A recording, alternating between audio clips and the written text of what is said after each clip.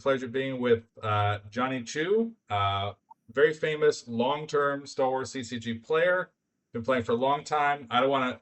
You'll kind of understand some of his career. So today we're gonna do something a little bit different. We're gonna start going backwards. So today, 2025, how is Star Wars CCG for you? I see you in a lot of the retro tournaments. Are you still doing open? How's that going? And you have two of your sons, I think, are doing retro. How's that going? Or events in general?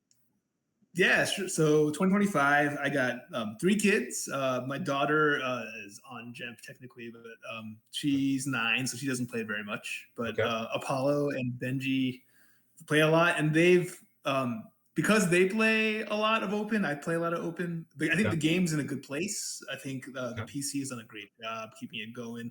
One thing I love that the PC has done over the last few years is nurture this retro community that we have. Sponsoring different retro events. They had the kind of the year-long tournament that goes through different formats, Yeah. and trying new formats like the modified Premier to CC, the modified formats that didn't exist. And I love the game period. I love the community, so that's why I keep playing. I don't go to very many events in open format unless I can make it. So I live in St. Louis, Missouri, so it's like anything. So I went to Indianapolis last year. I try to go to Worlds and bring my kids because it's such a fun experience. Sure. And then if I go, then I feel like I should play. But to be totally honest, like I just don't. I just haven't put the time in really to keep up in open. I don't play OCS. I don't play like Gemp events in open. Okay. It's been a while, but I do enjoy the retro. So I've been doing the retro league for the last couple years. Even when I go to big events, I like to play the retro formats, Nice. even to the exclusion of open formats. Okay. Games, yeah. So I think the game's in a good place. I mean, you log on to Gemp at any time. There are like dozens of players. It's like really great to see. It's true. Even for the retro, of course, I love the PDS2. You can usually find a few people there, but you're right. For open, there's people there often, and the internet's an amazing thing. I completely agree. So glad you like it there. How did you get your kids into Star Wars? Like, I tried my son to get him to GIMP. I didn't have a lot of success.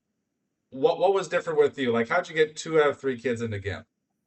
Yeah, I mean, how old is your son? Like, how old is he when I mean, he turned 13. I mean, granted, like I tried once, I tried once to, he played like one sample deck and he didn't get it. I don't know. Like, did you like bring them up on the movies? Like how do you translate? Because it's rare, like a parent. I mean, I don't know if it's rare, but like it's hard to transfer your passion as a parent and have your kid be passionate too. That's amazing. I don't know how you did it. right? I mean, I started them young. That's the thing. So, like, my daughter is like 5 years younger than my oldest son. So she wasn't around. I started Benji and Apollo when they were like, God, like 3 and 2, 4 and 3. They were really little. So at that age, everything that you do, as an adult, is like awesome to them, right? It's Okay. like gold. And so I started them off with like Death Star 2 starters. Like, Okay. it's not balanced, like Major Mianda is super broken, but man, they loved it. And their reading comprehension was good, but their math skills were not. But they got the gist of things, and the power doesn't go up that high. And so they would just like, I would play with them, and then they would play with each other. And probably like we did when we were younger, like sometimes the rules were, they would make up rules and stuff. But Okay. generally speaking, they got the sense of, they understood Destiny. They understood like even like rudimentary tracking, like the concept that, wow, I know this 7 is coming back up and it's like amazing when I draw it, like that kind of thing. So they played those forever, like for years, and like little kids on and off, like they're, I didn't push it. But I have my binders, my rares, and they like Star Wars. So they would flip through my binders and look at the cards and, like look at the pictures. At some point, God, I don't know how was it, like maybe it was pre-pandemic, so maybe 7 years ago, 6 years ago, Minnesota. I was going to Minnesota to visit a friend, but to visit my wife's friend. So we drove from Albany, where I grew up, and we drove across to Minnesota, and they were having like a Decipher cards only tournament. And I like wall stuff. We go back, so I heard about it, and I showed up with my boys, and they were little, but I built decks for them. They played and just stuff, stuff that was fun, and they had a great time, and they started building up this kind of like really, really small real card collection, which is hard to do these days. I think at some point I sent the PC, I don't know, $60 and they sent a box of uncommons and commons. So for a while, even before the Minnesota tournament, we would just build decks with these kind of like cards that they had, and I would give them first dibs. So they would put all the like Jack and Tyree and all these awesome cards in their deck, and then I would play like Spaceport Speeders and Timer Mines, or I would play like the Dregs. I showed them the Cantina Shuffle, because it was like amazing back then, even with like crappy guys. Like Cal Fowl was in that box, so he's amazing. So they got a sense of the feel of the cards, which I think is important, because as awesome as GEMP is, it's like still just clicking on a screen. So playing in real life, getting the feel of the recycling mechanic, like in real life, keeping track of the cards and putting them in order. It's hard for little kids, and they just kind of grew up, and like I've done well in the game, and so I have a little trophy cabinet with some trophies and things, and I have friends from all over, so we'll go to Boston to see the museums, and like they'll meet Justin, or we'll go to like New York, and they'll meet Maddie and some of my friends who live all over, and so to them, I think especially when they were little, there was this world of Star Wars players and with good memories and swapping stories, and it was really fun for them. So they grew up in that environment. Even though in St. Louis we don't get games, with other people. Sure. No, that makes sense. That's cool. So I'm glad. I'm glad your children enjoy it. That's very unique. I've never heard that story before, so that's really cool. And I'm glad you enjoy the game personally and whatnot. And you said you've been going to retro events for a couple of years, and I know there's another interview where you said like you were kind of waiting for a reset, like not that you were trying to like neg on it too bad, but like you personally like you think they reset. Now, was that before or after the PC had a reset? Are you asking for reset 2.0? I'm not. I mean, if you're talking about 2021, I'm still waiting for that reset. Like okay. Part of why I don't like I like the retro format in that you need to like there's like a beginning game like in chess. There's an opening. Sure. In open format right now, I feel like it goes straight to the middle. And it's funny because even though you can pull all these sites and pull weapons and pull everything, the games take a long time. Like I'll play a retro game, it takes like 15 minutes, 20 minutes, sometimes, even though you're just spending the first few turns drawing. But like choosing what to draw, how many sites to play, to get your sites without drawing random zeros, like that's kind of an art that isn't needed in open format because you pull everything.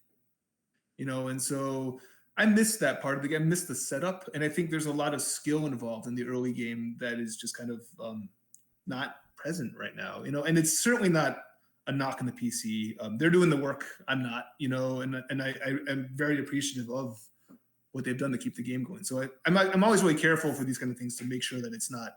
I'm really not trying to knock the PC. Like no, it's just not the way. Sure. Yeah, the way it's gone, it's not a game that I really want to play. It's a little bit like too frequently, again, I play it because I support the community and I play it to support my kids, but like it just it's a little bit too much RNG for me. I feel like, if you get Kylo out with the saber first turn and it's like, do you have the force field or do you not? I mean, it's just kind of like that's the game. Sometimes it comes down to that and getting J for 3. I like also playing slow decks. Like this hidden base deck is a slow deck. Kind of, and I like decks that kind of involve weird strategies, and the modern format doesn't leave room for that, both in the speed but also in the shields. Like if you just take a look at all the virtual shields, and like I like those cards that are shielded, so I don't really want to be pigeonholed into playing mains. I have played mains in the past. I like playing mains, but I want it to be a choice, not an obligation.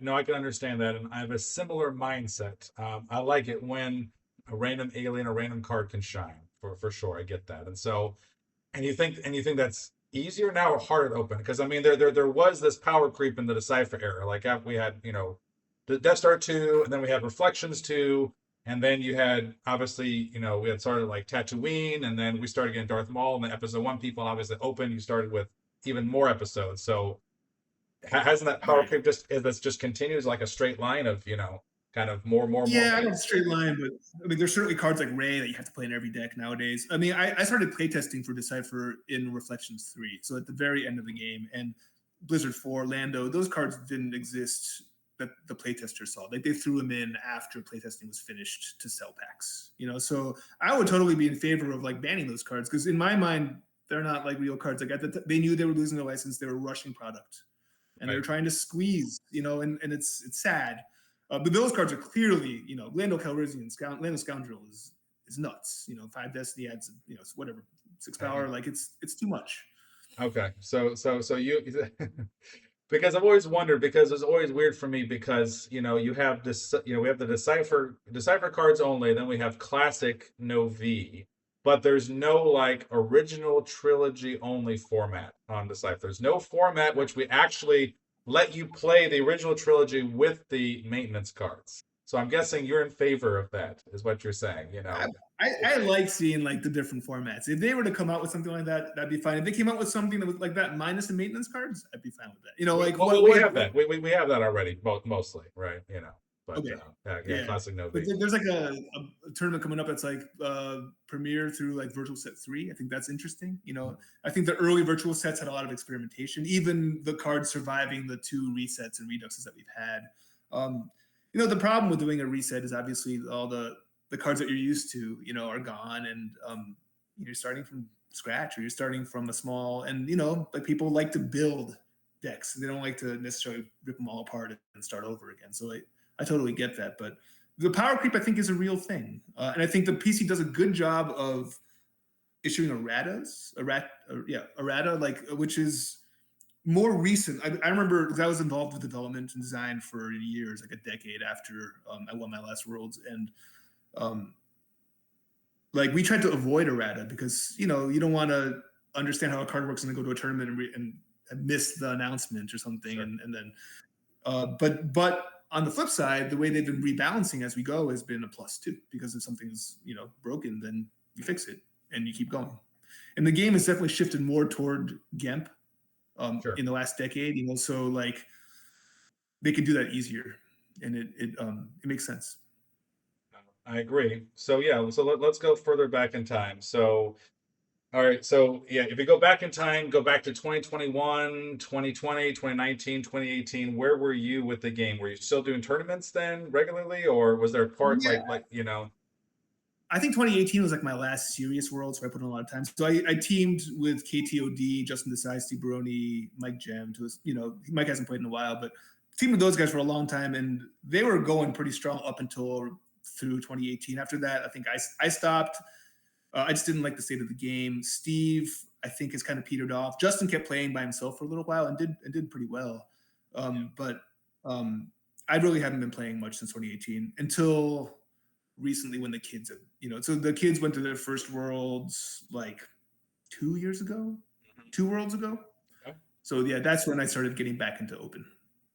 And they're going to Seattle this year. We're all going, so that'll be fun. But it's kind of fun being a dad going to these events, because it's like I still want to compete, but that's not my first priority. My first priority, like we all share the same cards right now, and it's like I don't have 15 accelerates, So if we're building the deck and they want the accelerates, they get the accelerates. I'm not gonna like stick them with the Twilight Advisors. We're not doing that. But what it does is it kind of limits the card pool. I guess so. You don't want to spend a whole lot of money. That's got to be responsible too now. I gotta teach them that too, right? It's not like, oh yeah, we'll all play 7 Emperors. No, we're not doing that. Nice. All right. So 2018, prior to that, you were regularly playing Open pretty much. So go back to 2009. Yep. There was a 2000 retro tournament in 2009. You weren't there in person, but you were helping with the event. Tell me about that. I honestly don't remember that event at all. You don't remember that event at all? It was in the forums. It said Jonny Chu will help or something, But yeah, I probably did. My memory for these things is pretty bad. So okay. I'm sorry, I can't help you there. No problem there. Okay, so you had 2, and so part of that, you were playing Open the Tower. You had 2 World Championship wins in Open, separate years. Yeah. Tell us about that. We're like, because these are like far apart. Yeah, go ahead. Right, I remember those. So the first one was 2003. It was at Dragon Con, and that was shortly after the game ended. So virtual sets were starting. There were maybe a couple, maybe 3. I don't actually know. There might have been more. To be totally honest, I don't remember. Yeah. But it was early in the game and in the PC era. Yeah. And I mean, I loved my decks. They were. I played this like Agents. No. It was Agents. God, I mixed them up. For one Worlds, I played Dark Senate and Light Combat. That might have been 2003. And then for the next one, 2000. So then I took a few years off after that. Okay. I don't know why. but there are a lot of people stopped playing in 2004 and 6. And then I came back in 2007 and started playing with a friend. I was living in New York at the time, and we just got together and started playing again and exploring the virtual cards, and they were all broken. I mean, they were all like absurdly powerful. And so it was really fun to just kind of like put all the best cards in the deck and like roll people. 2007, I re-teamed with KTOD, Justin and Mike and Steve, and that was a great world because I remember that. I mean, I went to college in Vanderbilt in Tennessee, and the Tennessee guys like Clint Hayes and Stephen Lewis, like, they were really good. And so when I went to college, I teamed with them. And in 2007, like Clint got back in the game for a spell, and so it was KTOD and Clint. And that year at that Worlds, the top 8 were like me, Justin, Mike, and Clint, and we were like 1, 4, 5, 8. So the way it worked back then is like one of us was guaranteed to be in the finals. So that was really fun because we top 8'd with 8 different decks, 4 different dark, 4 different light, which is kind of weird. And then since we knew one of us was guaranteed the finals, but like no one else was, we were just like all like, no holds barred, like whoever makes it to the end, wins. And so that was really fun. That was a fun tournament. Nice. All right, cool. So let's go backwards a little bit. 2001 final year. I know you said you did play testing for Reflections 3. You said you didn't see so you didn't see any maintenance cards. Like, what did you see versus what didn't you see? Help us there. Spend a ton of time on shields because that was a whole new concept. So we were testing, unlimited. Do we play unlimited shields? Do we play, is it only one a game? Like, when do you take is it an action, or can you like, I don't know, like as a just action, can you play a shield, that kind of thing. So there was a lot of that, and then what cards were shielded. And I mean, the set with shields alone would have revolutionized the game because back then, if you look at lists, every list had Coward, Battle Plan, Battle Order, right, Secret Plans, like all these cards. Yeah, totally, right. So those are already like getting 9 free slots in the deck was huge, so that alone would have made a massive change. And then I flew down to Norfolk. We were testing. It was super fun. And then the cards got released, and it was like, whoa, what are these cards? Like, okay. I felt dishonest because it's not like my name was on anything, but like I was involved in the process, Sure. So like I felt responsible for like these crappy cards that were released. Did you get to take anything with you? Do you have a secret testing card at home somewhere that it's unique or whatever? No, but what was really cool is at the end, I don't know if you've interviewed anyone else with this story, but if you remember, like the reason Decipher lost the license is because George Lucas wanted the rights back because he made his own game, the Star Wars TCG, and it was like run by Wizards of the Coast. They were making it, so they flew a bunch of this out. I think it was like Feldman. They flew out Scott Mangrel, like all these people, and had a weekend of testing there, and that was really fun because we got to meet like Richard Garfield, and we got to see like the kind of like the Hasbro library, and it was cool, as a fan of D&D growing up, and as a fan of like, I played Magic and stuff, and so it was great to see all these people and to meet Richard Garfield. And from that experience, I have some blank Magic cards and some like testing things, some swag. Okay, from that. Yeah, I mean, Dr. Torch or Paul Feldman, I mean, he made a comment that he says it wasn't good. I don't know. What was your impression of the game? Obviously, it didn't do well in hindsight, but at the time, you liked it or no? The game no, it was total trash. I mean, they rolled out the red carpet for us, and that experience was really fun. Yeah. But it was funny because at the end, we played for a solid weekend. We got pizza, and it was awesome. And then at the end, they were like, "Give us your honest opinion. Like, would you play this game?" We went one at a time around the table, and people were like, "No, because they wanted to make it like a big money, skill strategy game, but it had like dice. It was all premised on dice, and so no one's gonna like spend a ton of time on to just roll a bunch of ones and whiff. That doesn't make it. The game was not good, and it failed, like you said. It totally flopped. But that experience is really fun. As a young, I was like, I don't know, 20, maybe 19. I don't remember. It was a while ago, and to fly around for free, to stay free, players get free food, put us up, and just to hang out with all these people that I've seen at tournaments, didn't really get to know that well. It was really fun. Awesome. I'm glad. So, but did this play testing extend to Thief Palace, or is that just like no one tested that, or how did that go? Yeah, I tested Thief Palace, but again, everything at the end was rushed. So like, I don't have the timeline in front of me, but Thief Palace came out pretty soon after Ref 3, and they already they were planning sets in advance, so it wasn't like they had to start from scratch after Rev 3. But I don't remember much about the playtesting. I didn't go down to Norfolk. I only went down to Norfolk one time. That was for Rev 3. So any testing was like done over email, and it was like flimsily done. Okay. All right. How did you feel when you knew officially Decipher lost? Did you know ahead of time because of your meeting and the other time, or No, how did it feel then? no, the writing was on the wall. You saw the timeline shrink for like set releases and stuff. It felt bad. I mean, I loved the game. I still love the game. I mean, I think the mechanics are like it's the best game. I mean, you can Yeah.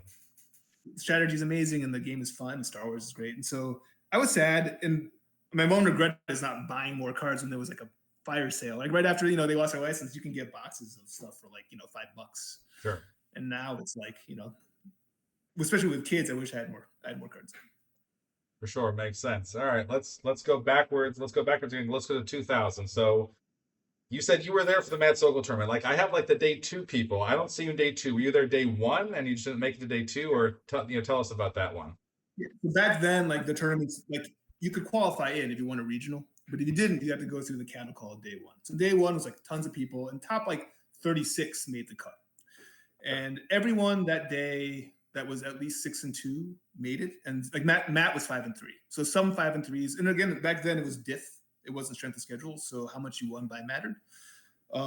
And if anyone remembers, if you've like interviewed anyone and talked about it, that tournament was notorious because it was like so poorly run.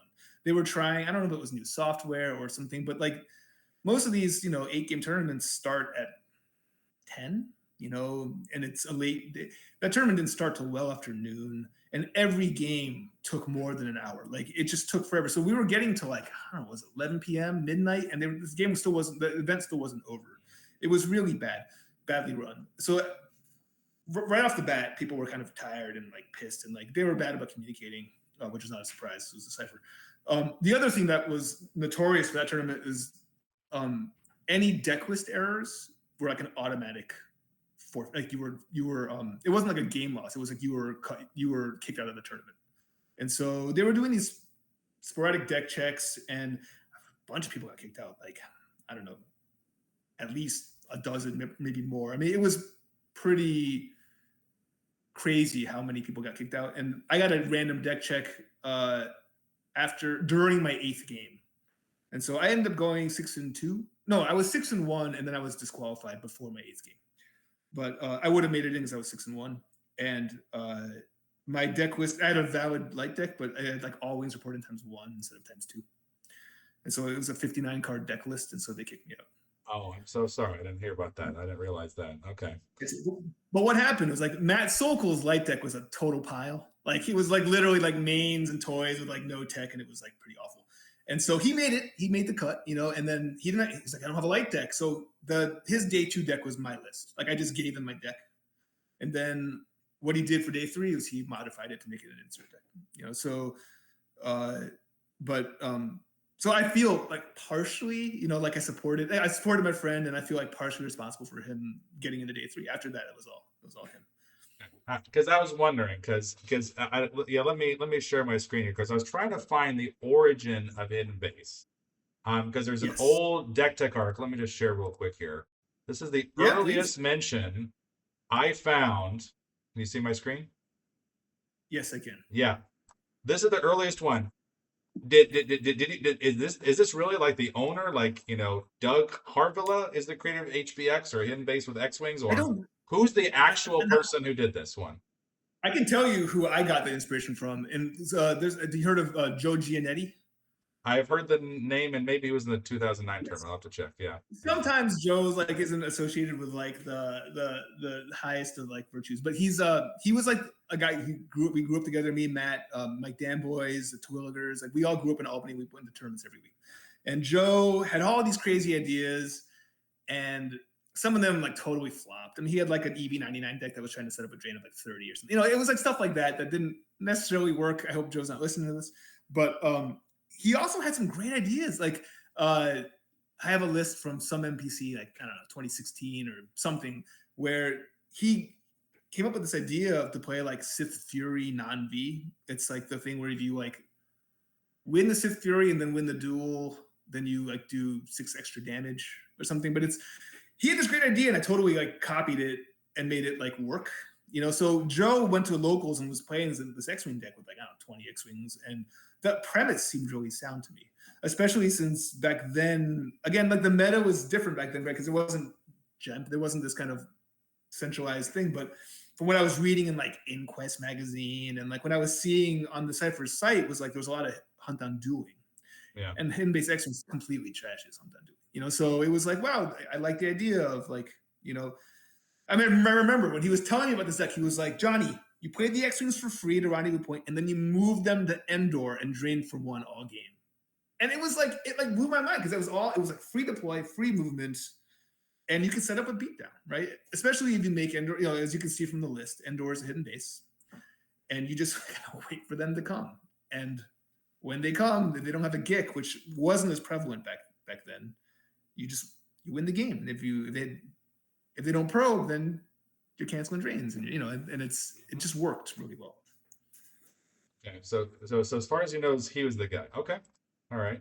Yeah, I mean, I don't know, Doug. It's possible. I don't know if that list is similar to my list or if it's not. I mean, I saw Twaska. I saw like more guys. Yeah, I'll share again. I mean, he called it HBX, so maybe that's where the name HBX came from, because Mandarin was saying, I want someone that can, tell me about HBX, like a good player here. But yeah, I mean, obviously he has 16 X-Wings, but you're right. He has Obi-Wan, he has Luke, he has Leia, he has Taz-Ka. Okay, an extra mainish, but okay, he has 3 Hoojiks. He's worried about dying, but he has 3 organized attack. He has a lot of similars. Okay, out of nowhere, he doesn't have like the some of the cards, but S foils, right, docking repair. So it's a little more defensive in some ways. Yep. But I don't know. I mean, just because he put it here doesn't mean he invented it. But I thought it was just interesting.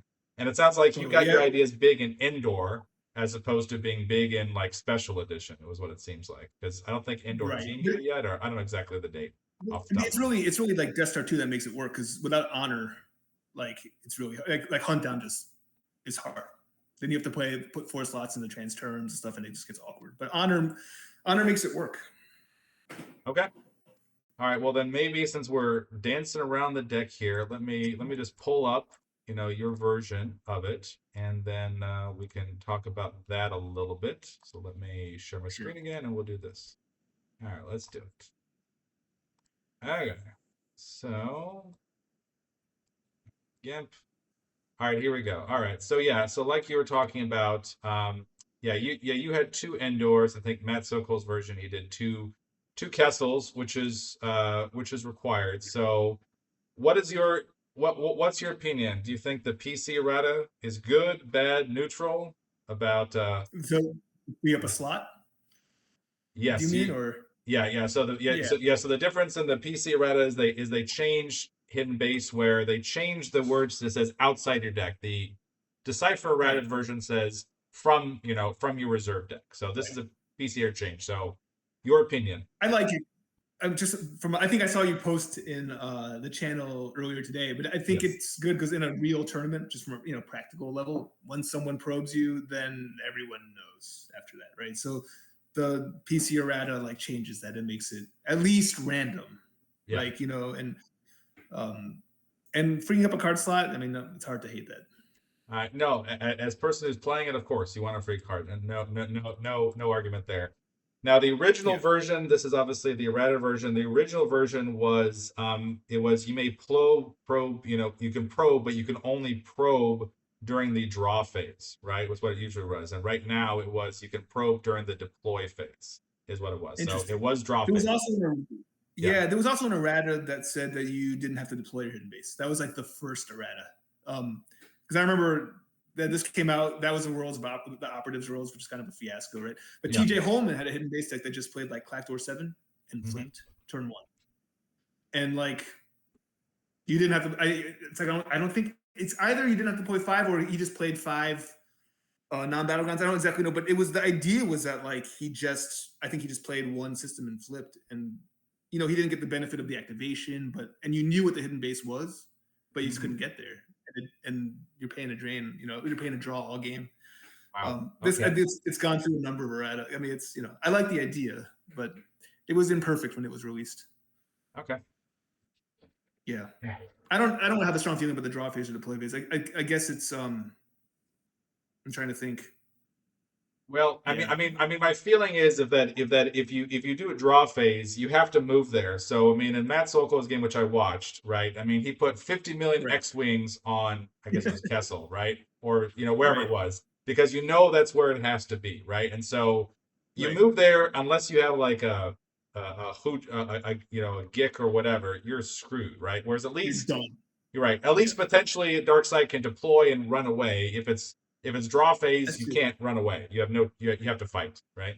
Potentially. Yeah. I mean, anything that encourages interaction in that way, you don't want anything broken. Like, you know, Sure. lose situation. Okay. So, and I have seen like lots of different versions of this deck, right? Did you like post like a deck tech, or is it just the fact that Matt Sokol, right? You said you let him use a version of yours because this is the version that got kind of Right. released to the world, right? And if you look at the Oh, two different versions, it's very similar, right? I mean, for yeah. organized attack, So yeah, go ahead. yeah, he made changes. So this list, I believe, is just the list I used at Worlds. I think it was on deck. I posted all my decks on decktech, so like it's got to be on there. Um, Okay. he made changes. And he told me I forgot Luke. It's like so embarrassing. It was embarrassing for him because he played against Yannick's Bring Before Me, and that was an auto win with Luke. But then he turned the auto win to an auto loss. Yeah, no, he should have won Um, that one. I don't even know if he got the numbers off. I was having I'll try to watch that footage. It's very hard to watch, yeah, but I don't remember you actually. I'm know, not sure, but I know if he said to Luke, he sort of won the game. he probably But should. He probably should have won. But with numbers, yeah. But Yannick didn't. He didn't even have a Cannon Heights forever. Like he didn't even have the. He didn't right, have the anti numbers. So I'm not sure. But maybe I'll talk to Matt later, more detail, whatever. That's yeah, fine. But anyway, yeah, I couldn't find this at Deck Tech. If you can find it for me, I'd love to see your original Deck Tech. But because sure, other people like in 2009, like Scott D used a very similar list. I don't know where he got his list, but it's okay, nearly identical to yours. So okay. obviously I never, yeah, go yeah, ahead. I for sure didn't play tunnel visions. Okay. But everything else looks like maybe two grabbers. I don't know if I played two. I definitely didn't play two Grim Joshes. But yeah, if I can find it, I'll Discord it over to you. Yeah, no, thank you. No, I love just for historical reasons. But yeah, there's a bunch of people who played Hidden Base. A lot of people played EBO X-Wings. Do you have any Yep. feelings? Which one's better, Hidden Base X-Wings In or this EBO format, X-Wings? I mean, the problem with EBO Xings is always like, how do you you start a new secret base, right, with Signal? And so, what I like about this is a hard hidden base X-Wings counter would be something like ROPS or something that pulls out two docking bays quickly and gets on search and destroy fast, right? That was the whole point of the insert. Well, Clint Hayes at that Worlds also pivoted to. So I tested with Clint. Mm-hmm. Um, he played hidden base X-Wings day 2 and then day 3, and he was first day 2, and then he pivoted to the numbers version, and with the idea that people are going to start You Can Hide Forever and ditch it for search and destroy, right? Anyone who wanted the tech for it, and then you hit them with the numbers. And so with EBO, it's a little bit more like you need to play enough signals to get out your honor. You have to play enough signals to get out, the effects that you need. Like I love that the effects are important. Like do or do not's important. Starting wise advice.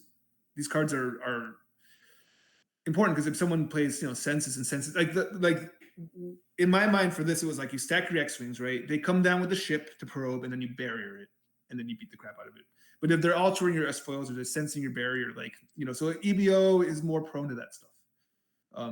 Do love pulling all the locations. That's really nice. Sure. Yeah, they're just a little bit different. Like you're not going to fight on the ground in this. I mean, the forest was nice. I very rarely got it out. I would look for it all the time. It was the card that you were always searching for. You're going in there to pull a system, Sir, and you're counting. You're sir. counting your cards. Hey, guess what? We got a car for that, sir, but you didn't like it very much, Right, exactly.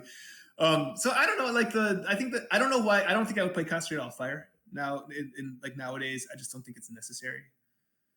Sorry, what? Sorry, I would what just. fire? What card wouldn't you play? I wouldn't play I would take off the Admiral's Order. I think I'm a better tracker now than I used to be. So I would just track the signal and just make sure I didn't miss, rather than counting on reshooting. I mean, the only part of that text that I, matters is yeah, the I reshot. thought you put this card here as kind of as an anti because the dark side, right? Because the dark side admiral's Yeah. order, is it can be really nasty, right? If they get it out. Oh, the one that makes your ship's power -2. Yeah, it's fighters come in. If they happen to be running this one, power -2 is really Yeah. bad because your X-wings are suddenly power 1, right? Right. Okay, You're probably right. It was probably in there for that reason. So maybe I would leave it in now. I was looking at this list earlier today. I mean, the only thing that I was looking at was the Concentrate All Fire, and then what was the other card? Let me switch over. No, I mean it's pretty much there. I mean, yeah, I guess my thoughts. Obviously, you look at some of the versions. Nowadays, I'm worried about rel tier operations, right? I'm worried about them doing Right. so. Like a lot of people, like in my hidden base, we do the light side version here. I'm doing like Sure. Coruscant, right? I'm doing Right. Kifex because I am trying to guarantee, even if rel tier operations, does me a penalty of 1, that at the very least Right. I can drain it here. I have 3 systems I can actually drain it. So that was my only Right. curiosity. I get that you were going for the like Haven. So you have Yavin 4 for Haven, you have Solus for Haven. And I'm guessing the point of that is to give you different ways to deploy directly to a system rather than relying on indoor, or help me kind of understand your thoughts behind Yeah. Haven in this.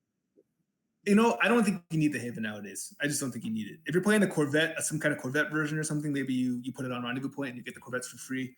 But I remember debating with myself about Coruscant because the Drain of 3 is really nice. It obviously it doesn't count as a system for hidden base, right? Correct. Like that's not your hidden base.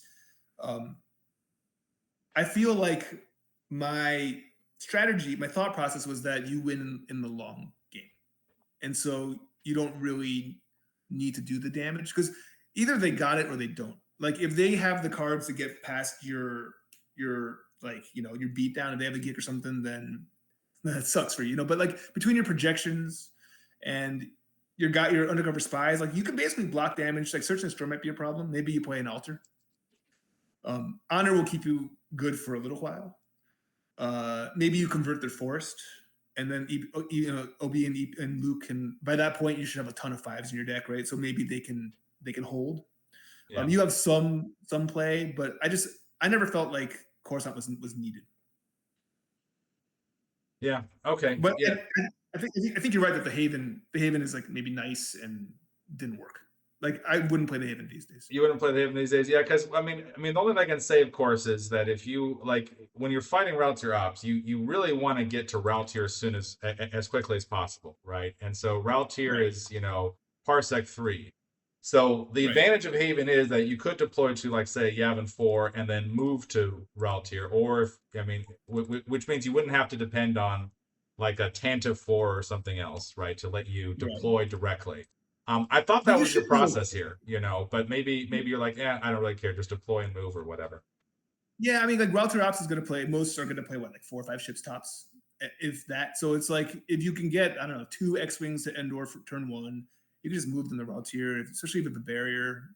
I mean, they're not going to beat you down, right? You might lose 2 X-wings, but at most they have what, like Emperor Shuttle Emperor, or like a Boba Fett and Slave one. Like they still have to draw 5 to clear you.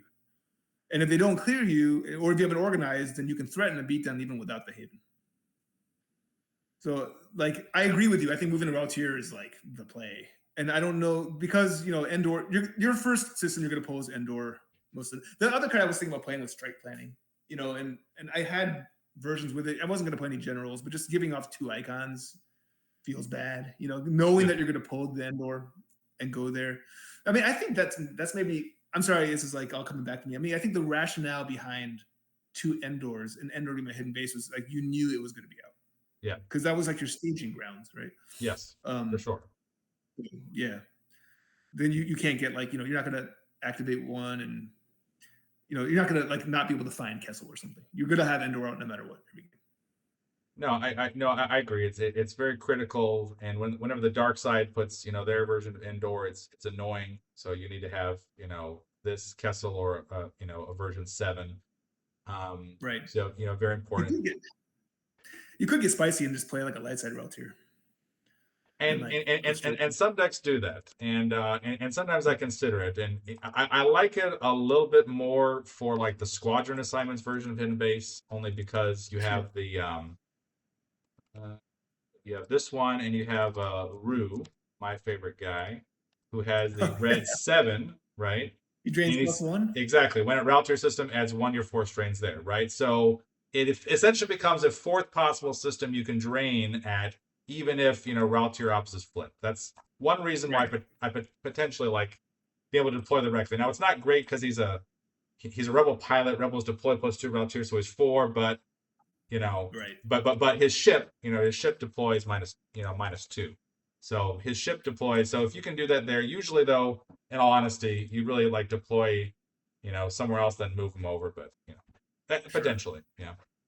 Yeah. No, I like X wings in general because you're right. It's a good counter against hunt down, as you said. So hunt down, I mean, they have to play off 3 sites to get past honor because without no escape, I mean, it's like correct. they're kind of stuck. Absolutely. I think in many times, like, like you mentioned, kind of an auto win, and many times it's good against Bring Before Me because, like Rel Yeah. Ops, it's rare to have a Bring Before Me with a strong space package. Are there exceptions? Sure. Right. But they have to be good on ground, and you can make there, and you have a forest here, so if you can snag a loot quickly enough, you can kind of, make Bring Before Me sad. If you can, get that lucky hand and timing there. And I like that, in the modern age, you kind of have Mr. Brain just Glee, and I like the fact that Yeah. X-wings, they're immune to a few things. So like overload, unless he's the unlucky one with your kind of ship or set for stun. There's a lot of nasty Right. things they can do to physical people where X-wings are a counter, and the fact that you have in your deck Civil Disorder, it can be Yep. a counter to Bragnus. I don't know if you played a Bragnus or if you played tested about Bragnus. I don't know how bad he was back in 2000. Um, Yeah, he was around. I mean, but you're told Civil Disorder is in there for that and dueling mainly because dueling plays like 3 guys. So right. and Brangus doesn't play that much, and you can catch him if they make a mistake. You can get the legendary off, and that's like an additional ping. Something else you can consider is, I mean, even just playing Order to Engage and just moving like a chunk of guys back and forth. Because at some point you're not really using the force. You're just paying a drain for one. Um, yeah, Yeah. and then yeah, I mean, it was strong against a lot of these decks. Bring Before Me was like an auto win back then. It was great. The hardest matchup was like a dedicated route to your ops with like multiple sites and search and destroy and like some minimal sack that they could get because of the objective game text. Yeah, no, But that's the what hardest I love, one. Yeah. yeah, it is, and what I like about this deck too. I mean, it's really one sided, but there's just so many like blank cards. Like force fields are blank. Like if you can cancel their drains reliably, it doesn't matter if they have sabers. Like it's just things didn't really matter. Like they could sniper your undercover spy and you didn't really miss anything. It didn't matter. It would Yeah, be interesting to see like, a version with like an R2, maybe not the forest, maybe an R2, maybe 2, and playing in the We're Doomed and just trying to get that slow loop going um, as an alternative, as an option.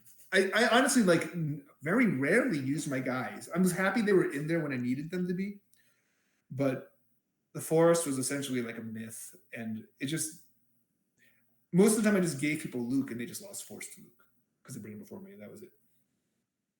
And Obi like kept them honest. But I don't think you need 2x. I don't think you need like two of each guy. You certainly don't need 2 Lukes.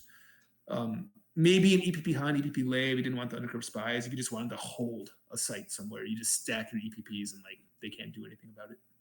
you could. I mean, I've played some games against Relatier Ops, and I think, if you get the forced here, the issue is that I think it's more of a delaying tactic. Like if you're playing a ROPS that doesn't have, but like a dedicated ROPS, like we had like 3 people or 3 to 5 people play ROPS in the last 2024 tournament. It's a beast, and they flip really really really really quick. And yeah, I honestly, unless like you get both of them, because they have things like IG88, right? Like IG88 with Riot Gun, like you can, like if they stack Right. their destinies, they can capture one of them and they can kill the Right. other one. So Okay. like a lone Luke, a lone Obi, they can get really overwhelmed quickly. Like a trooper assault version of ROPS is gonna, Right. eat their lunch. That's kind of the problem. But Right. yes, I mean, keeping it honest, yes, I agree with you. The issue for me, of course, even if it's a hunt down deck, I mean, if they're a true hunt down dual deck, I don't really want to play Luke or Obi because they can, No, you maybe know, late game if you super late. Yeah, but if they have agreed. the reactor terminal mode and stuff, it's you just want to avoid.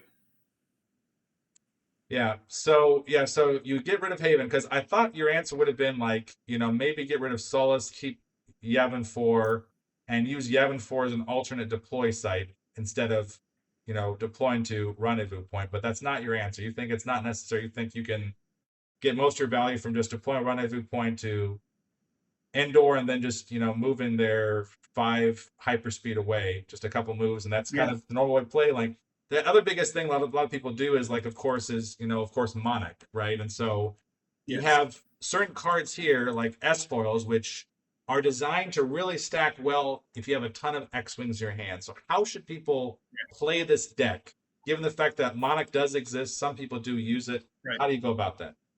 I was surprised at how little. This is a memory that really stuck. I basically never. I was always worried about Monarch, like decimating my hand, and it never happened because essentially, as soon as you get your X-Wings, you're dropping them.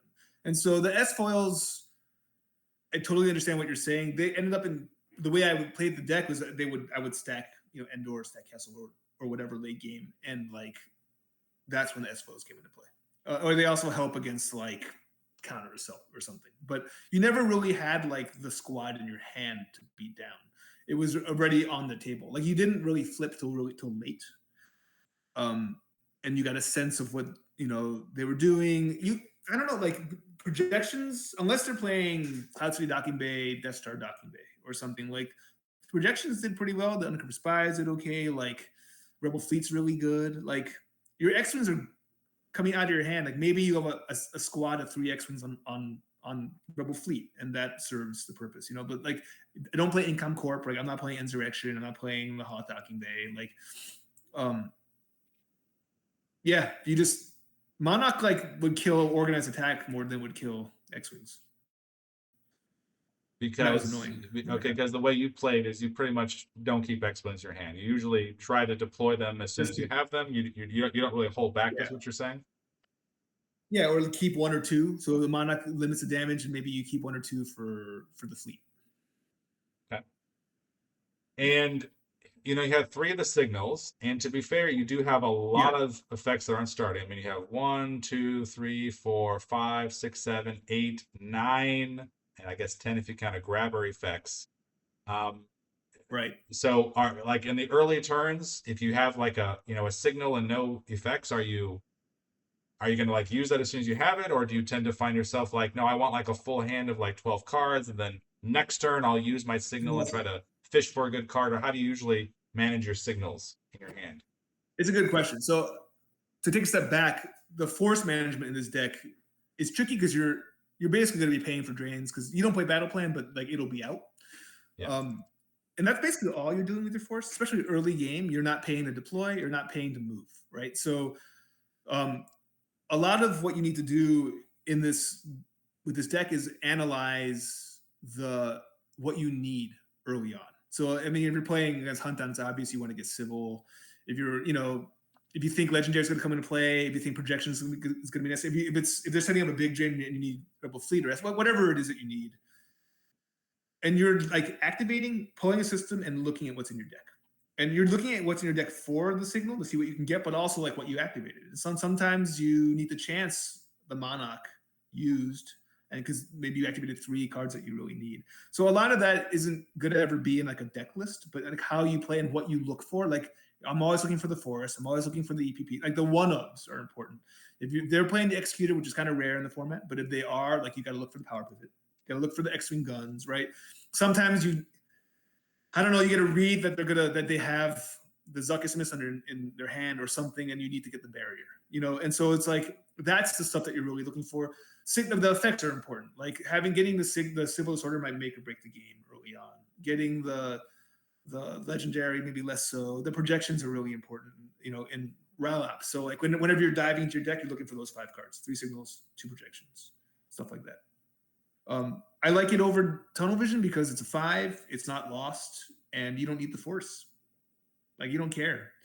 Because especially since you have to honor Monarch, especially with Masterful Move in the format too, like you're not going to draw over 12, you know? So like using Force for a use interrupt is nice. I mean, granted, Tunnel Vision can get you anything, and that's useful sometimes. But like ask any of the KTOD guys, like I will always take a 4 or higher Destiny over a lower card. Like even if it's not always, but almost always. Like they're really important. I agree. I mean, I guess for me, and I've played several different versions of Hidden Base. Like I've played version of Hidden Base where you have the minimum of 5, including Coruscant, which is really 4. I played 6, 7, 8. I think the more systems you have, the better tunnel vision is because you can use tunnel vision to grab a system in your force pile, and then you can flip quicker. And from the hidden base perspective, you want to have as many systems as possible, so the chance of them finding and grabbing it is different. Obviously, this makes more of a difference in the PC era errata, of course. But that's generally speaking. For me, when I'm playing RAL Ops, I really want the Force. So me personally, I like the tunnel vision version just so that if I need to deploy someone, because I hate Battle Order as someone playing Hidden Base. I absolutely hate it. Paying 3 to drain sucks. I want to spread and drain as much as possible. So if I can use tunnel vision to get me a Force quicker, because you can't get a Force from this. You're right, you can activate, you can read, and then you can lose a turn, but sometimes it's nice not to lose a turn, be able to grab and deploy. That's kind of one reason why I like the tunnel vision personally. That makes sense. That totally makes sense. I mean, and another reason to support you is like security precautions hurts a little bit less if you have a few more systems. You know that correct. That's a card you're going to see. That's a pain. That's why it could be worse is in there. Absolutely. But sometimes you don't have it. Absolutely. And one thing was interesting. One thing Dr. Torch did in his hidden base decks. He loved to put a Grimtosh here because as soon as a lot of times dark side players, they love to flip, right? They flip and they know they have to pay 1 Force, and a lot of them will overdraw. Well, guess what? You have a Grimtosh here, and then suddenly you at 13, you're back to 8 or 14, whatever. So the deck it should have a Grimtosh in there. I mean, Dr. Torch has played the hidden base a lot, as you know. Yeah. I mean, that makes a lot of sense. Now, in your classic deck, obviously you have 1 slot left, right? So you had 2 indoors here, and so in the PC era, GIMP era, you can remove this. Now, Andy Talaga, he put a hyper escape, right? So I do like hyper escape, especially with order to engage. It's good. Correct. So would your choice be hyper escape? Would it be Grimtosh? Would it be hit and run? Like if you just had to change 1 card from your deck because you have one free card nowadays, what would it be? I'll take out Haven too. Take out Haven, so that's 2. Okay, so take out Haven. I would no probably Haven. play. Okay. Yeah, it would. Hyperscape is good. Grimtosh is good. Let me think. Or if you wanted your R2 and We're Doomed, I guess you could do both of those instead. You could that. Yeah, I mean, it's interesting. I got to get my mind back into the format. I wonder if TK would be better served as a card too. Like I like Boosh because you can at least draw Destiny on your own. TK's, I mean, I guess RAL Ops is the hardest matchup, so he makes sense.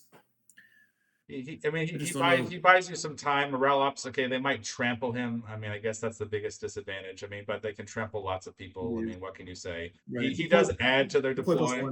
Most people forget about that. Yep. I'm trying to think. I mean, I would probably the Grimtosh makes perfect sense. The Hyperscape helps against Router Ops because it's in 1 more card of protection. Like you can get to Router sooner. I mean, something like that. Yeah, there's other things like it's a trap. Some people love that. And so it can be really obnoxious. Yeah. I think I know Party McFly used this against you recently, but yeah. I would probably I would make a trap. I would probably add a couple of Corvettes or something just to give you the option to shuttle up. Okay. I do like it's a trap. I mean, I think Jump Tom had like an open deck with 2 It's a Traps and played off of different spaceport docking bays, and it was the same concept. It's a Trap I totally love that. Totally love that card. Yeah, anything like that gives you options. Grimtosh is great all around. It's a Trap gives you a lot of options. I mean, you can just go to the ground and make him make a mistake, right? Make him over deploy. Absolutely. And then maybe a dodge. I don't know. I think it's a trap is probably better. Probably. I've seen some people try to do Arcona versions, right? The issue is, of course, a lot of these do swamps, right? And so the swamps are, they say, you may not react to or from here. So many, Yeah. like almost all the ROPs that use Arnett, he has the same thing, your opponent Yep. may not react to it I from had the an same Arnett. side, right? That's the problem. Yep. I had a Nemeth too. Yeah. Commander Nemet's good. I mean, I wouldn't mess with Arconas. It can be trampled, but a dodge or it's a trap off of Obi or Luke is pretty solid, or a broken Bush, just to give you like a turn of spread and drain. I agree. It's nice. Or more order to engage. I like that. That's another way to trigger this for sure. So I would say that too. Yep. Yep. Okay. Yeah. So as far as variants go, so that's the thing. So for organized attacks, some decks go down to 2, some decks go down to 3. In your mind, is this like 4 is essential because are you holding your organized attacks? Or are you like as soon as you get one, give me 3 X-wings, I want to deploy these all to indoor? How are you kind of managing your cards here? Well, it's also like I was telling you earlier, like if I'm basically early to mid game just dumping X-wings, if you do want the beatdown later on, organized gets it for you. Game gets like the remaining, but yeah, I'm sure you understand as a player, this late game, your destinies are pretty ridiculous, right? I mean, it ends up getting to be a bunch of 5s, a bunch of 4s, and so you could fish out the rest of the 2s. They're good for Rebel Fleet. I think it's essential. I mean, the immunity is really good. Unfortunately, the more you play, the more you can get caught with the Monarch. But that's the card I want to have. That card, like if you have 2 X-wings somewhere and they come down with a Zuckuss, like in this Hunter, like you don't care. It doesn't even matter. It's essentially a Hujix, but it's used, and it's awesome. I really like organized attack. It's like I'm kind of a big fan. Sure. No, I'm making sense. So I guess what I'm trying to ask you, I get it's matchup dependent. So let's say you're facing ROPs, right? Okay, ROPs 5 to 6 ships max. You have you have your hand. You've deployed everything from your hand. You have 1 organized attack in your hand, and that's all you have, right? At the end of your turn, or sorry, before you draw from your force pile. Are you going to use that organized attack? Give yourself 3 more.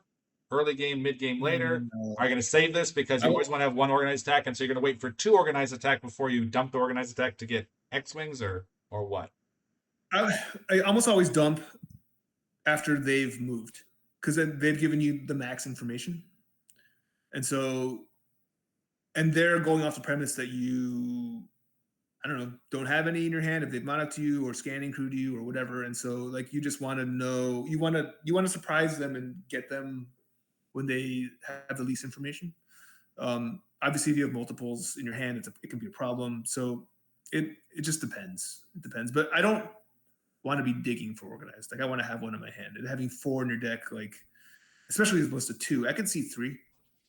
I think 2 is too little because you don't want to lose 1 and then be digging for 1 the entire game.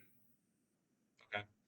So yeah, because Zud, when he was playing, he would use organized attack his opponent's turn right before they ended, and they would be down like to less than 4 force, so they couldn't do the 4 force version of Monarch. Then he'd get 3 X-wings, and then he'd be able to just deploy the next turn. So he always dumped during his opponent's turn is what he did, and that sounds like what you're saying is the same thing. Yeah, that's right. You want the least information. You want your opponent to have the least information possible. So they've already committed their movement. Otherwise, they might consolidate when it benefits them, or yeah. I see what you're saying, because if you use organized attack during your turn, they're like, oh gosh, this guy has 3 X in his hand. I better be careful. Versus if you don't do that, then they may not necessarily know what you're going to do, and then you can gang up on them, S-foils if possible, etc. That's right.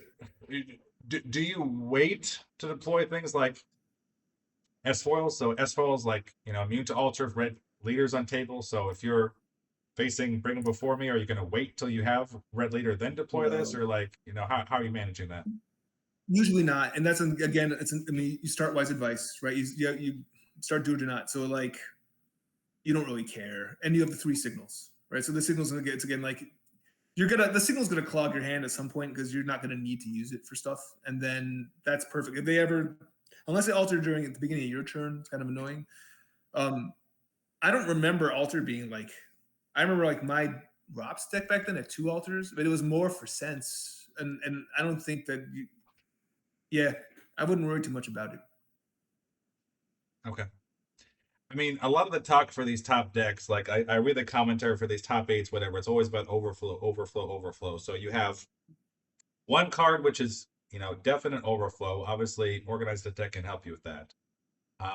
Right. Yeah, I mean, yeah, I think like the decks like vary from no alters. I think like, Kevin Shannon's variant of Rops is like 3 alters. Cohen also had 3 alters in his. I guess it depends. Right. So I wouldn't say it's nothing potentially, but I see your point, right? They're losing 2 force. It goes back in there, and you have another signal. So okay, you're delayed 1 turn of your beatdown. I guess, and I guess is the worst case, is what you'd say. Right. And the beatdown potential is there, but I think of the deck as more of a control deck. It's like when you flip, the choices that you're making the first 3 or 4 turns in when to draw, what to draw for. I think that that's really where the game is won. It's like setting it up, like if you're gonna have to, let's say they play Vader Shuttle somewhere, I don't know, Carada or something, and it's like you need to beat down, but you're not gonna have the benefit of the Haven or the Rendezvous point. Like maybe you save like 9, and then when you activate your 12 or whatever, then you can beat down and still do your stuff after. It's like I remember my Rops deck had both shuttles, like Emperor Shuttle, Vader Shuttle, Azuka Smith, and maybe like a Boba Fett. Like I mean, it was like light on space. Those are the ships that you're going to see the most of. I'm not worried about Star Destroyers as a power pivot. Like I don't care unless they stack it full of forfeit, and that's just not really what the game did back then. Maybe like an ISB Big Blue, you would see something like that, but it's kind of rare, right? I feel like Darkseid is like ground heavy. Lord Vaders, Hunt Down, Bring Before Me, Troopers, Biker Scouts. Like you're not really seeing Captain Nita. Well, Captain Nita isn't really good. I mean, you see him in a couple of deck lists, but I mean the PDS2 era. I mean, we have the new admirals. Like, so I mean, we'll see a lot more Admiral Shirano, right? Because he adds to force strengths, Yes, right? but there's no Thrawn yet. Yeah, So like you're correct. You're correct. There's no Thrawn. There's no, nice automatic, +1 battle destiny. That's true. Yeah. right. So worst case is like what Piet Executor, something like that. But Power Pivot doesn't care. Like you just don't care. Maybe you can play a control if you're worried about the alters. I mean, the control is going to be worth its slot. It'll cancel a drain of 2 or something at some point, and but I'm trying to limit the. So if I had to choose between Grim Touch and Control, I play Grim Touch. I think it's going to win you a game more. That makes sense. So you kind of use the control deck, and by control just means that you have options in order how to win. So what do you mean that you can spread and drain? It means that you have your undercover spies. It means you have a force, and you have your EPPs. It means you have you have several damaging from Legendary Starfighter, or you can cancel drains. As in, you have a lot. I love the options of this deck. Honestly, I'm really impressed by how much you're able to fit into your original design. Because it seems like all the other hidden base decks are really inspired. Like we take this as a kind of a starting point, and then we kind of emphasize from there. Like I have a Y Wings version of this one that I really like. Yeah. It focuses on mass drain, very fast, has a lot of systems, and I don't care about battling at all. So it's like your version, but minus S foils. Zun had a version where he had basically 3 systems, and he focused pretty much everything on civil disorder, right? Just shutting them down, completely. And no, it's I think it's really helpful. So I guess anything else? I mean, initial people, of course you have like Lando. Are you waiting, to use Lando because it's better with Legendary Starfighter? Help us like people like aren't used to like playing tons of games and camps. Like, how would you start playing this deck, and how would you win this deck, and then maybe to kind of tournament level things to keep in mind. Yeah, so I mean, first of all, I don't know if the Lando is even necessary in there. I mean, I think the idea behind it was just like the best power stats for the one slot when it came down to it. Back in easily be a gold leader, gold one. It could be a Tantive 4. It could be anything. That Lando is like whatever. I'm not gonna save my legendary for it. If I get it off, wow, amazing. That's like the best combo ever. Yeah. But it doesn't really matter. I mean, the kernel of this deck is what I talked about before. It's like your early turns are you just don't spend any force. It's like X Wings the Rounding point, move to Endor. You don't care if you have 4 ability or not. It doesn't matter. No one's gonna go early to Endor, and you're not gonna get overflowed, right? I mean, like if you have like 2 X-Wings there, they can only lateral damage one of them. You know, if you have the organized, they're not dying because of immunity. Like it's just you're pretty safe. You're draining for 1 all game, like literally all game, unless you decide to move away and make it a drain of 3 at Kessel. You know, so there's steady damage there, and the fact that like your first 2 to 3 turns, like you activate your force, and that's all your force. You never have to use it for anything. Like that's really strong. It's I had an open version of a Watto deck recently. That was the same thing. Like Saboba first turns, Watto, you activated 8, and that you got to do anything with 8 force. I mean, it's nuts. That's the deck, and then you're just drawing cards and playing. So if you're higher level, you're searching for certain things. You're looking when you're searching through your deck, you're counting certain cards. You're looking for certain things.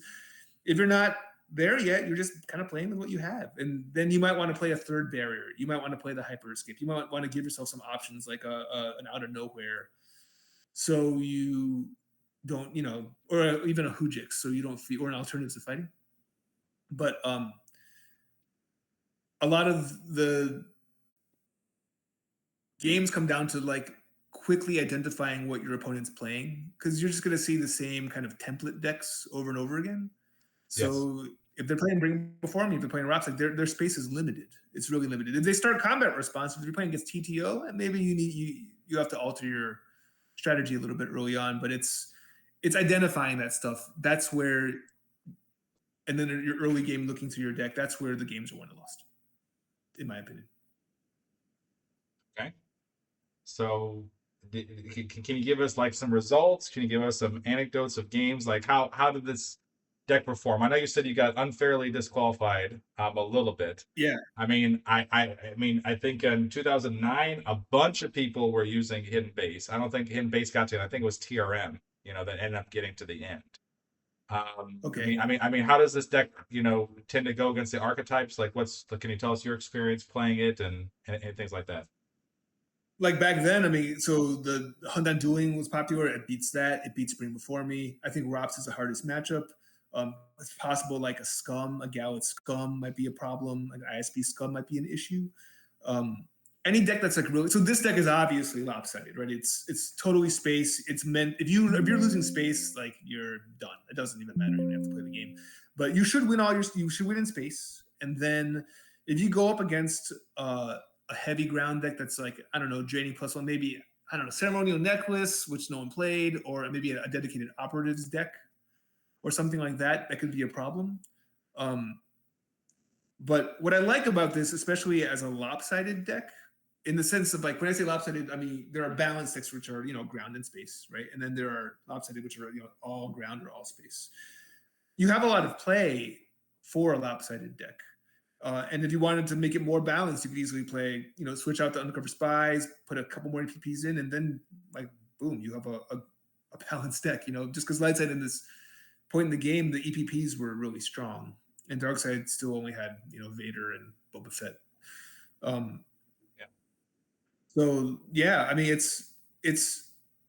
think it hangs. I mean, the last 2 worlds I played, I basically played Hidden Base, and I just took advantage of, I came back, was reading the popular decks. It was like Shadow Collective and Bring Before Me and whatever. And it was like, I noticed that they only had like 1 or 2 ships or no ships. And so I did the same strategy where I just spread and drained. And I didn't play X-Wings. I played off of, Green Squadron A-Wings and Red, Gold Squadron Y-Wings. And but I still played Rebel Fleet. And I basically just played the same strategy. And I played like 7 It Can Waits. So that's a little different. But if you're playing in a meta where there's only 1 ship and it can wait it 3 or 4 times in a row, like you're getting drains of like 6 to 8 off every turn and you win. So the PC is, I feel like modern PC has done a lot to try to counter this deck. I don't know why. Yeah, well, there's like defensive shield that way you have to pay extra for every copy of the of a ship or a There's character already there? there's that. I think there was something else in the last set. I don't honestly know. I remember reading it like over the summer that hurts hidden base. I don't know. There's just I think that good night, Benji. I think that they're trying to funnel into mains, and I don't know. I like decks like this that can be lopsided. That give you the option. But generally speaking, in any format that you play, if you're finding that dark side is limited in space, like if it only has one or two ships, like a deck like this can sometimes be advantaged. Makes sense. And Yeah. obviously, we talk about X-Wings a lot. There's 15 X-Wings here. Dr. Torch does have a version where he has like 3 Gold Squadron Y Wings and Red Squadron Yeah. Wings, which if you deploy to Yavin 4, they deploy for less. If you happen to deploy a Haven, which I know you said you'd get rid of, deploy for less. Right. I mean, if you remade this deck, would you do like a variant with less X-Wings and be less worried about Monarch, or would you say X-Wing's the Yeah. way to go because they're just so efficient and their cost, power forfeit ratios, or what's your thought on that? I mean, it's exactly what you just said, right? So what you gain is Monarch protection. You gain the ability to drop and move to Endor for free. What you lose is so if you switch to Dr. Torch's version, you gain Monarch protection, but you lose the efficiency, like you said. Yeah. You also lose the all wings, the big retrieval, which I don't think I ever retrieved more than like 7. Like even with the 15 X wings, like you're not going to retrieve 14 cards in the game. But still, it's nice to retrieve 4 to 6 to 7 sometimes, and it can get you the Grimtosh loss that you wanted back if you play one, or if they alter your I guess you have advice. But I don't know, if you need a key card back, you can get it back, which is kind of nice. I guess if you top deck like a system that you need to a drain or something that you weren't expecting, you can also get that back. It's harder to do. You would have to play the Haven and the Yavin 4, obviously, in the Dr. Torch version. You just would need to. Maybe you play Signals and a couple tunnel visions. But I have a ton of respect for Dr. Torch. Fed McFeldman's old-time player, and he's really good. So, and I've played against his version. I've beaten it, and I've lost to it. It's a different deck. For sure. Yeah. And I think yeah. at least he had a version where he was playing numbers, right? So you need passenger capacity to put your droids on there. So like, it's nicer. It's nicer. It's nice not to depend. The one weakness of Sokol's deck was is like he has droids, but these are X-wings. These aren't Corvettes. These aren't Y-wings. You need your opponent to have a docking bay or something there, which Bring Before Me does. Yeah. Unfortunately, mobilization points is just so good that even if you're gambling that they have a docking bay, they probably do. Now, of course, these could be trampled, but I'm assuming this worked out for him because he was the world champion, so it must have been okay at the time. So I think it was also like a late night, 1 a.m. He came to Worlds that day without a rendezvous point. Like he came to day 3 without a rendezvous point. So like that wasn't gonna Okay. But yeah. If he had a Luke, I think it would have been like perfect. I agree. Okay. All right. Any other choices? Any other commentary? I'm assuming this evolved. Any other previous versions which you banded, or any other things you want to share about kind of the signature deck? Oh, and yeah, go ahead. No, I don't have anything else to add. This is it. All right. All the cards are out. How did this get into GIMP? Do they ask for permission? Hey, Johnny, we love your deck. We need sample decks in GIMP. Do you approve, or they just put it on there? How they do that? No, they just do it. It's like it's open source now, I guess. Okay. All right. Well. Yeah, I think like one of my kids told me that it was on there. That's cool. Awesome. Okay. Well, I think Johnny, it's been a pleasure. I appreciate you walking us through history lane and going through kind of your most famous deck, and look forward to seeing you in the days and tournaments to come, sir. Absolutely. It's really nice talking with you, Bill. Likewise. Take care. Bye-bye. Take care. Bye.